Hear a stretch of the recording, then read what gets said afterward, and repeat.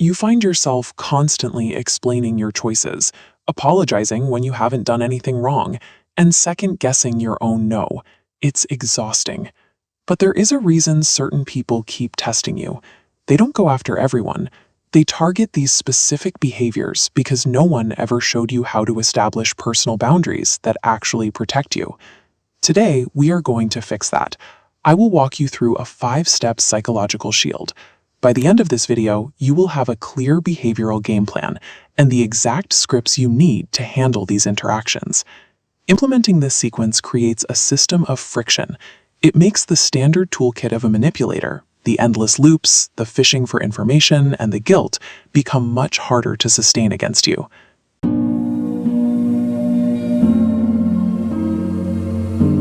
Step 1. You explain yourself once and only once. When you set a boundary and someone repeatedly asks you why, they are not seeking understanding. Every time they ask you to explain again, they are hunting for a new angle or a new emotional crack to exploit. They are seeking leverage. This is a tactic called interrogative looping. They keep you explaining and defending until you either contradict yourself or exhaust yourself into submission. To sever this tactic, you use this exact script. I've already explained my position. I won't be revisiting it. By refusing to over-explain, you establish that your no is a complete sentence. Your reason is a courtesy, not a requirement, and you immediately strip the manipulator of their conversational power. Step 2. You become the most uninteresting and unreadable person in their world. This is known as the gray rock method.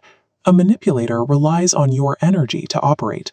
Your anger, your tears, and your defensiveness are their fuel. Gray rocking means you remove all of that emotional signature from your responses.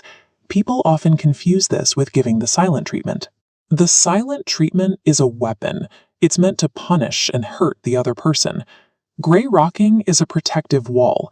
It simply signals that they have lost access to your inner world. When you suddenly cut off their emotional fuel, they will predictably escalate. They will push harder, say worse things, and try to manufacture a crisis just to pull a reaction out of you. That chaotic escalation is not a sign that your boundary is failing. It is hard proof that it is working perfectly. You cut off their supply, and they are panicking. Removing your emotional reaction permanently starves them of their fuel source, breaking their engine. But gray rocking only protects your outer responses. That brings us to step 3, the information diet. You must protect your internal vulnerabilities just as fiercely. Manipulators don't attack blindly. They constantly gather intelligence, treating your fears, insecurities, and past wounds as future ammunition. Often, we hand this ammunition over voluntarily. When stress triggers the fawn response, you start oversharing personal details to diffuse the tension. You must become strategic about who earns access to your vulnerabilities. You put them on an information diet. Warmth without strategic walls is simply voluntary exposure. But when you regulate what you share and when you share it, you turn your vulnerability into power. Step 4. You write and physically rehearse your exit script before a confrontation ever happens. Most people set boundaries in theory, but they collapse in execution. In the actual moment of conflict, your body triggers an automatic survival response that makes you freeze or fold.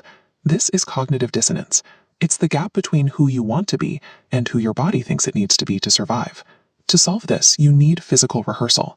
You speak your exit line out loud, alone in a room. You say, "This conversation is over. I'm choosing to leave now." And you repeat it until your nervous system stops treating self-protection as a threat.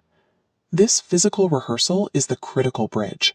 It transforms a boundary from a weak mental concept into an automatic, executable physical reflex. Step 5. You drop an identity anchor to define your reality before a manipulator attempts to.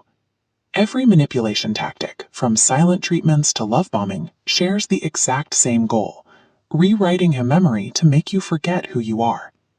To safeguard against this, you need a definitive reality check. Memorize these 4 words: I trust my experience. You deploy this anchor the exact moment reality feels slippery. When they start distorting facts or trying to enforce their version of events, you rely on those 4 words. By anchoring your own identity, you permanently shut down their ability to gaslight you or control your perception of reality. Let's bring it all together. You explain yourself once. You gray rock the gromma. You control your information, you rehearse your exits, and you anchor your identity. Combining these specific actions creates a fully integrated, automated defense system against toxic behavior. When these 5 boundaries are in place, the power dynamic shifts. You no longer guess what a manipulator wants. You simply hold the line you've already drawn. Drop a comment below with the specific step number you need to work on the most. And if you're ready to ensure you never hand your power away again, hit subscribe. I'll see you in the next one.